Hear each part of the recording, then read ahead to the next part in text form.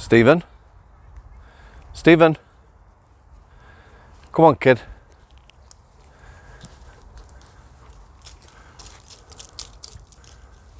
How do? Saturday evening now, guys. I'm just doing a cheeky little vlog. It's there in my mind. Just brought Laddo out. Nice little breeze for him. If you're watching this Sunday morning, this one's for you. Interview's going out 6 p.m. Sunday afternoon. Incidentally, reasons I love doing what I'm doing now. Went on a bit of a road trip today. Met a lovely family that have endured, how do we put it, just one of them things that comes along in life. Hits you in the face like a shovel, bam, and affects you really badly. Words that come to mind: resilience. Stevie, good boy, come here. Stevie, come here. Come here, kid. Come here. Yeah, how can anyone be like that? Sorry about that, guys. You know, now and again, you get them people with dogs who like pull a face at you when your dog's not on a lead. Yeah, him, harmless Billy boy, Stephen, get on my nerves. Anyway, resilience, toughness, strength of character. So it was a good day. Road trip, met some lovely people. Cheeky little chat that'll be posting next Sunday. That's what it's about, guys. And again, meeting someone who has had, you know, life-changing challenge thrown at them, and they're doing their bit to try and help other people. Inspirational. Anyway, cheeky little vlog today, talking about my visit to Broadmoor.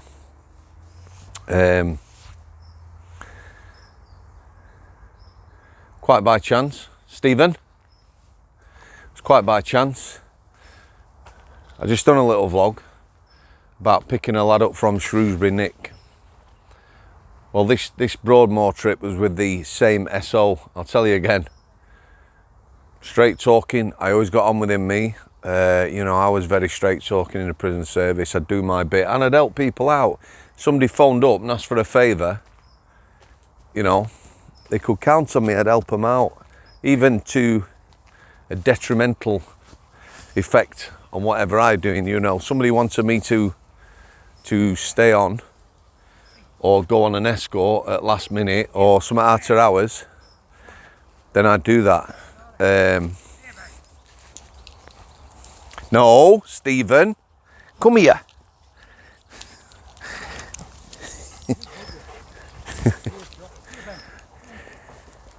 Yeah, this way, Stevie, come on. This way. I'd do that.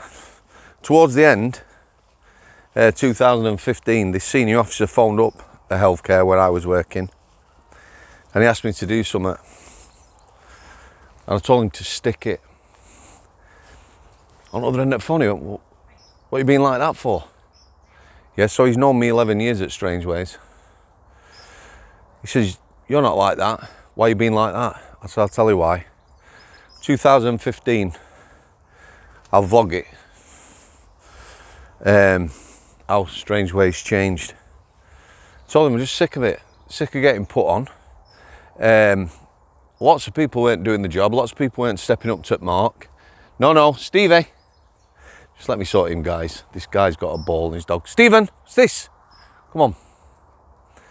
We'll hang about here. Come on, you. I told him I'm fed up of getting put on, because that's what happens, you know.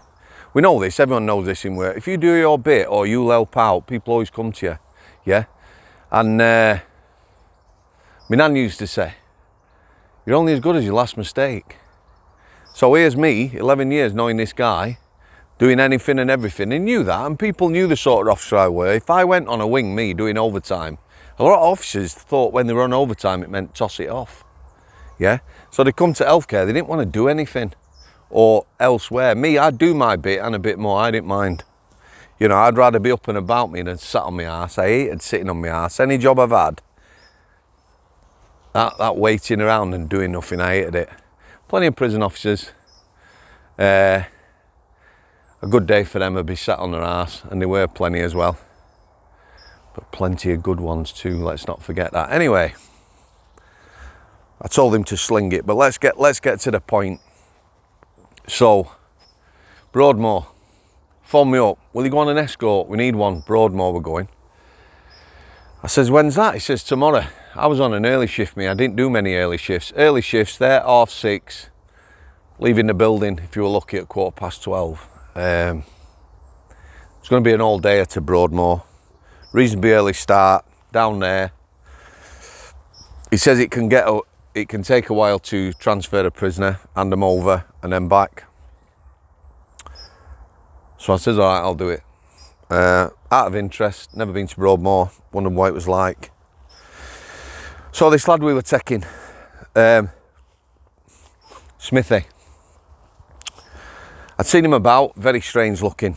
I'd definitely put him in the serial killer bracket. Not the big, violent, carrying a knife round, ripped shirt serial killer. More the quiet school kid, geeky looking, long hair, glasses. Everything about him, I remember everything about him was strange. How he carried himself. You know, you get that feeling. I weren't scared of him, but he was somewhat strange. Anyway, I picked him up, took him to reception, get strip searched in reception on the bus. Off we go to Broadmoor. Pleasant journey, chit chat. Can't remember again. I think there were 3 of us. 3 in the back. Just like a van, with a bit of cage behind the driver. You know, nothing special. And obviously a driver, so 4 of us. Pleasant journey down. Can't remember the driver and the other lad, but you know, easy to get on with. The old adage, it's who you work with. And they were all right. We had pleasant chat, bit of a laugh. This lad said, fuck all, nothing. Anyway, we get to Broadmoor. Very strange procedure. Well, you know, it's high security estate. Getting in was really quite tough. I'm sure we went through 3 layers of security to get to the inner. You know, that's through a gate, checked, off the van, searched, back on the van, through somewhere else. At least 3, might have been 4. Anyway, we gets to, well, I just thought of a word, I'll use it, it'll sound good. The inner sanctum of Broadway. Broadway? Broadmoor. I ruined that, didn't I? So we're there. So we hands this prisoner over. It is in high security estate, Broadmoor. You could call it a prison hospital. The staff, prison officer types with the keys and that, were dressed more like you'd expect, you know, maybe combat trousers and smocks or something like that, with a keychain round the belt, that sort of thing. Didn't really speak much. Felt like they were a bit offhand. Anyway, we were offered a brew, and some geezer, can't remember who he was, said, would you like a bit of tour? So we all looked at each other, yeah. You know, never been there, me. Yeah, I thought I'll have some of this. Have a look round Broadmoor. Took us onto a unit. It was quite a high secure unit. 13 beds on it. If I was going to design, bear in mind, some of Broadmoor is really old, yeah, and some of it's new. But this actual unit we went on, 13 bed unit, so obviously this unit's locked, you go onto the unit. There were when I say 13 beds, there were 13 rooms, but there were lots of nooks and crannies. You know, it weren't like a prison wing straight with the beds going off. No, no, no. There were cul-de-sacs in. So I asked how many staff on this unit. So it was quite a high staffing ratio. Really high. I'm thinking 13 beds, 9 staff on that unit. The lad says, who was taking us round, he said, but if the, you know, if you looked at the sort of demographic of the staff, he says, we've got a lot of students here, you know, doing bank work and the like. Obviously some permanent prison staff type, but a lot of staff are like students, young, and a lot of young lasses. So he gave us for example, on this unit, he said he'd probably get a charge nurse, mental health nurse, something like that. Maybe another member of staff, similar lines, and then you'd have like sort of what I'd call at Strangeways you had on the healthcare, like healthcare assistant, nurse support workers. The sort of thing I did in the forensic units I worked in, you were called a nurse support worker. You were there as muscle, but not to act like some knobhead walking about like a bouncer. You know, you were in lasses, private places. I'll not like that. I'll talk about that again, them forensic units. I took a lot of videos down. I'll explain that as well at some point. So we'd been there a good while. The SO was starting to get a bit pissed off. He says, what's happening? We were waiting for a doctor to sign and accept this prisoner from Strangeways. So one of the lads, or at least two of the lads, smoked. They asked whether they could have a smoke. It was a Psychiatry hospital, like NHS type, no smoking. So it was a case of going out. So he took us out to a place where there was like a porta cabin where people were smoking. I was stood 30 metres away from it. It stank. Anyway, that's besides the point. Lots of staff milling about, all young lasses. Lots of young lasses. That unit, he'd said, the 13-bed unit, they were all violent sex offenders. And most of the people who work on there were young lasses. You know, now we had, I just, you know, it is what it is. I know it's like that. I know a lot of forensic units now and that. They just take whatever staff they can. It's bums on seats.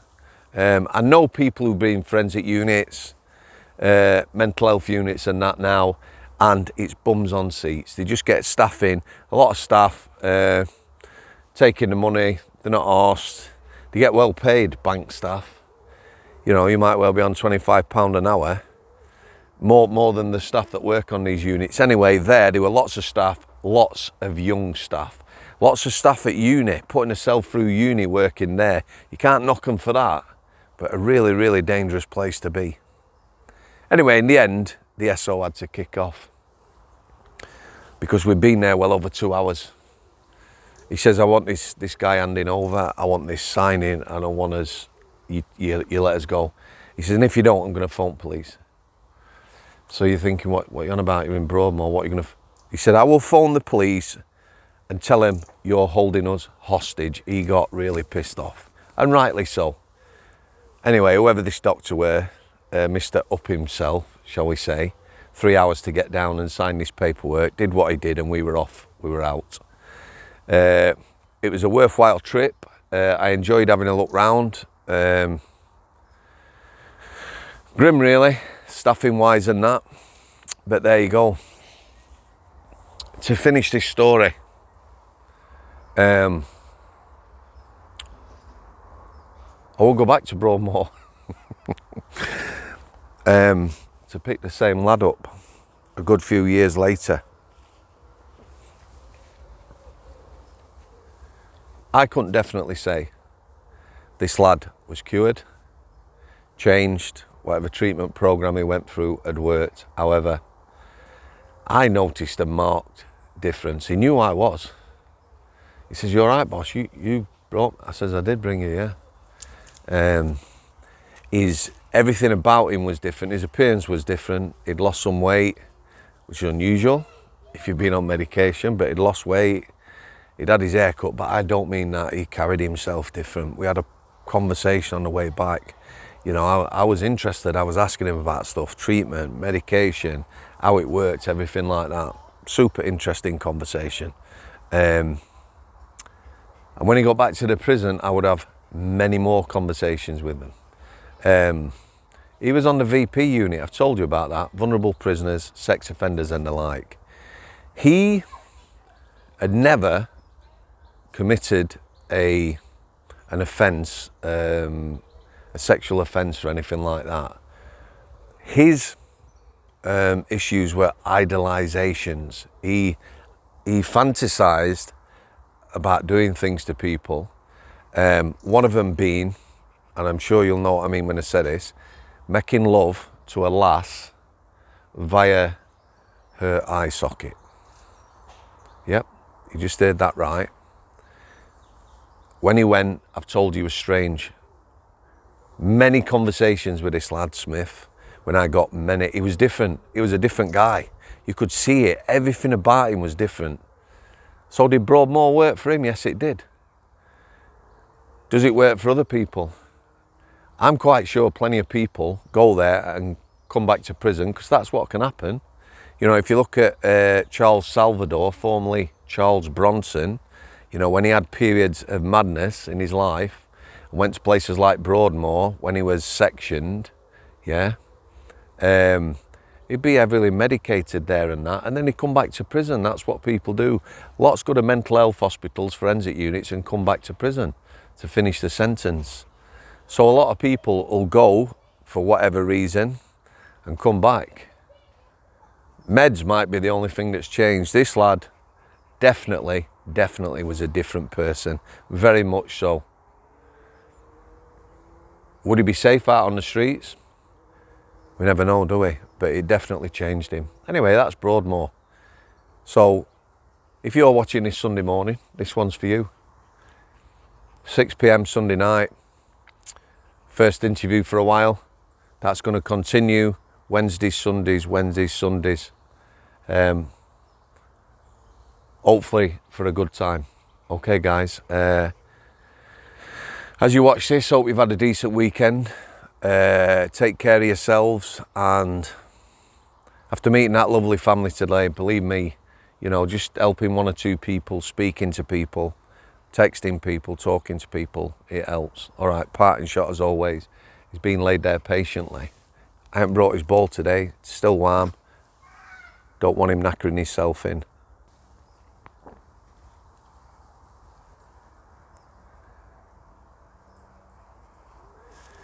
Hey up, kid. What are you doing? Eh? Eh?